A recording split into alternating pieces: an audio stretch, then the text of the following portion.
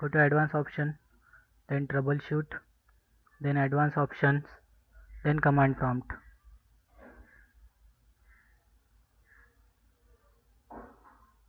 Then type your password.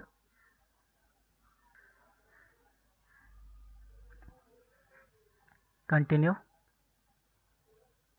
And now you need to type bunch of commands here. So type first command disk part, then again type select disk 0,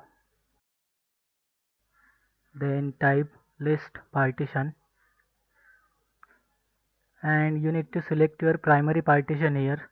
So my primary partition is at number 4, so make sure you select the primary partition. Okay, now type select partition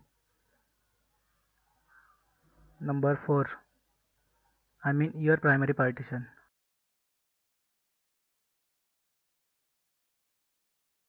Now type active. Okay, the active is not working. Type exit, and here type bcd boot space c:/windows. Type the exact commands as it is.